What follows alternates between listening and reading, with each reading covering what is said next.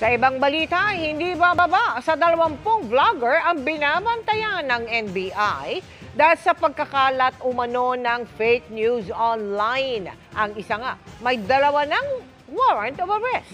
Nakatutok si Ivan Mayrina. Sa survey ng Social Weather Station itong Pebrero na kinomisyon ng Advisory and Research Consultancy Group na Stratbase, lumalabas na 62% ng mga Pilipino ang naniniwalang isang seryosong problema ang fake news sa bansa. Karamihan din sa mga Pilipino, hirap daw na matukoy kung ang impormasyong kanilang napapanood, naririnig o nababasa ay peke o mali.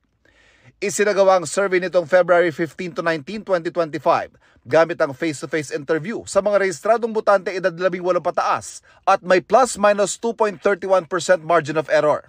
Ang National Bureau of Investigation binabantayan ang hindi raw bababa sa 20 vloggers na nagpo-post ng umano'y fake news sa social media.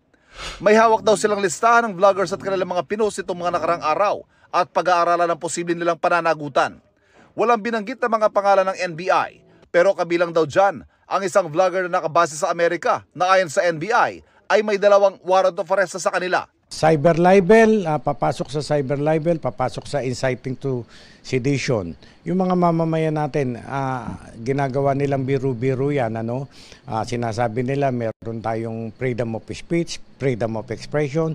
Pero lagi kong sinasabi, that is not absolute. Merong limitation yan. Pagka lumalampas ka na sa parameter ng batas, nakakakomit ka na ng krimen, ay kailangan masawatan natin yan. Ang Malacanang na isa rin sa mga prioridad ngayon ng paglaban sa fake news, nakikipag-ugnayan sa NBI sa mga posibleng hakbang. It is very obvious that more fake news are lingering. Maybe because of the present situation regarding the arrest of former President Duterte.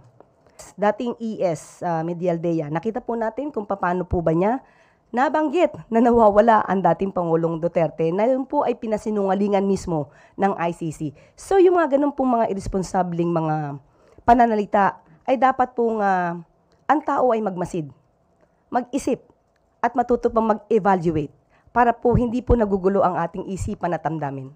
Nakikipag-ugnayan na rin daw ang Malacanang sa iba pang ahensya ng gobyerno tulad ng NTC at DICT para panagutin ang mga nagpapakalat ng fake news. Ang Pangulo hindi naman daw balat sibuyas at hindi nagpapaapekto sa mga batikos na ibinabato sa kanya.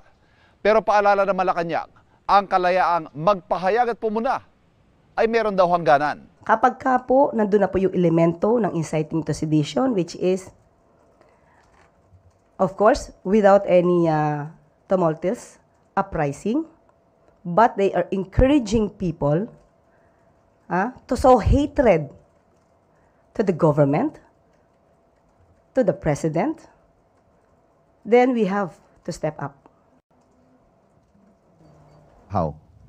By filing cases, complaints. But as of the moment, there's no indication on the part of the president that he will do that. Para sa GMA Integrated News, Ivan Mayrina, nakatutok, 24 oras.